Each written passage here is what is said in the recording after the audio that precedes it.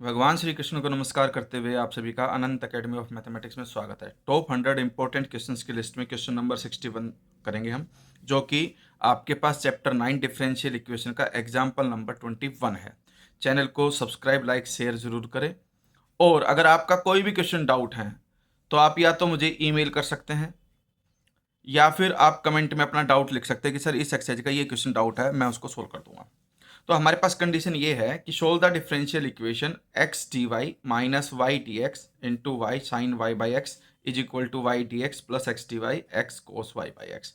तो ऐसे क्वेश्चन में सबसे पहले हमें एक ही काम करना होता है, सिंप्लीफाई करके D Y by D X की वैल्यू निकालनी है। तो उसके लिए हमें इसको अंदर मल्टीप्लाई करना पड़ेगा।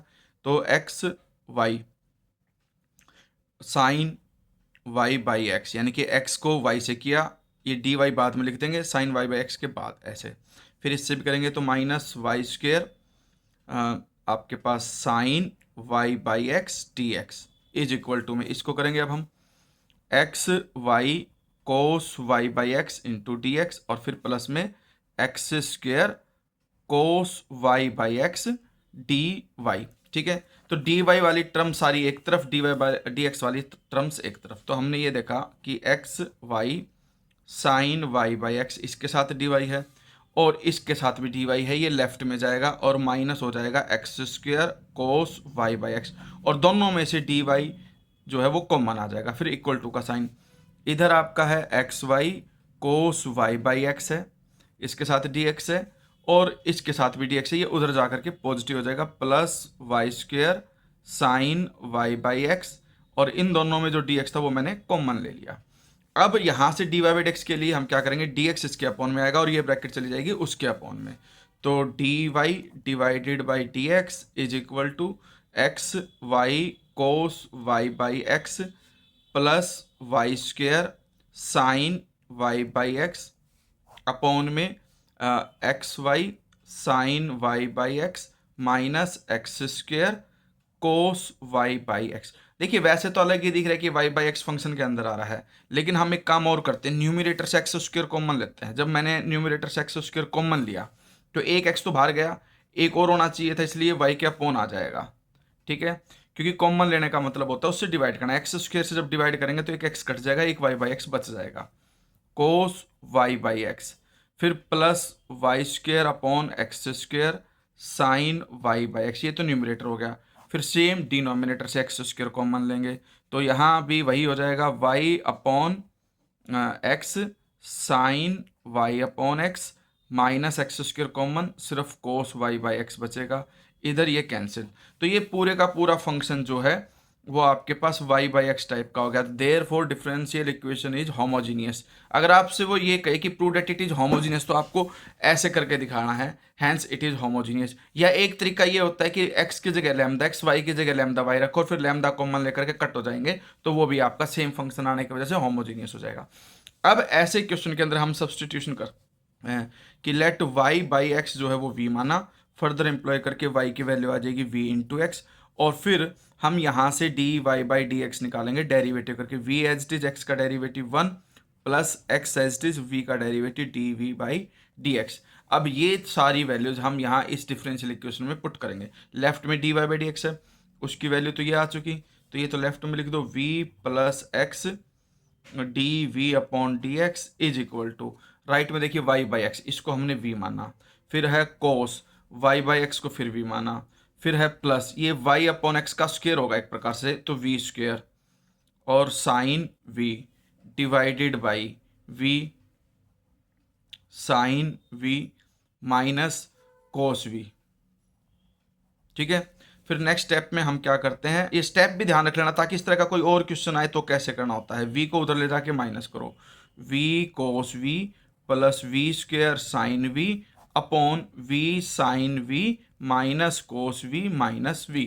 एलसीएम लीजिए, v cos v plus V square sine v, ये उधर जाके माइनस से v से मल्टीप्लाई होगा तो minus V square sine v और minus minus plus v cos v whole divided by v sine v minus cos v। ठीक है, अब ये A V cos V plus V cos V हो जाएगा आपके पास 2v cos v divided by v sine V minus cos V. अब हम क्या करेंगे नेक्स्ट स्टेप में, जितने भी v के फंक्शन, देखिए इधर था आपके पास x dv by D X है, तो dx इधर जाके मल्टीप्लाई होगा और x इसके अपॉन आ जाएगा, और ये टर्म इधर जाकर के रेसिप्रोकल होकर के लिख दोगे तो v sine v minus cos v, और ये डिवाइड में आ जाएगा 2v कोस v, और इसके साथ में dv is equal to dx गया और अपॉन में x। अब इंटीग्रेटिंग बोथ साइड, लेकिन अब इसको हम सेपरेटली डिवाइड कर सकते हैं, ठीक है। तो ये होगा हमारे पास integration v sine v upon 2v cos v dv, फिर minus integration cos v divide में 2v cos v dv is equal to integration dx by x। यहाँ पर v से v कैंसिल, यहाँ पर कोस v से कोस v कैंसिल, तो ये आपके पास आ गया 1/2 बाहर, साइन अपॉन कोस होता है 10v, उसका इंटीग्रेशन, माइनस 1/2 बाहर, सिर्फ 1/v अंदर बच गया, dv is equal to 1/x dx। अब हम क्या करेंगे, दोनों तरफ इंटीग्रेशन कर देंगे, ठीक है। अब हमें फॉर्मूला पता होना चाहिए कि भाई tan v का इंटीग्रेशन जो होता है वो हमारे पास क्या होता है। तो देखिए जो ये क्वेश्चन है हमारे पास 1/2 है, tan v का जो इंटीग्रेशन है हम लिख सकते हैं minus log cos v minus 1/2, 1/v का log v,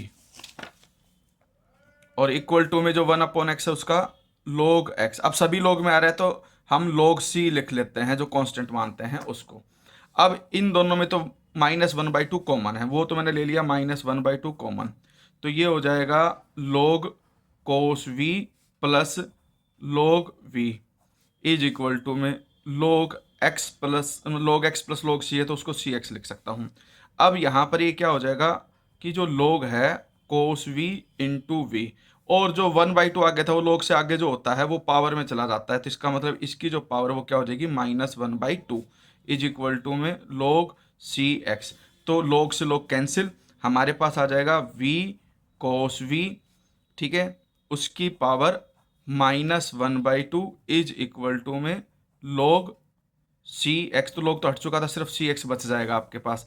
अब स्केयरिंग बोथ साइड करोगे तो v cos v सिर्फ पावर -1 बचेगी, क्योंकि हमारे पास स्केयरिंग करने का मतलब यहाँ पे 2 से मल्टीप्लाई होगा और 2 से ये 2 कैंसिल होगा, -1 अभी बचेगा, और उधर c² x²। अब ये मैं लिख सकता हूँ 1/v cos v is equal to c² x²। अब v की वैल्यू रख दो, आंसर आ जाएगा आपके पास 1/ में y/x है तो x आपका पलट करके यहाँ ऊपर आ जाएगा, और नीचे जो आपका 1/cos है वो ऊपर जा करके sec बन जाएगा, 1/cos sec होता है, और v की जगह पे y/x is equal to x² c²। ये आपका फाइनल आंसर आ गया।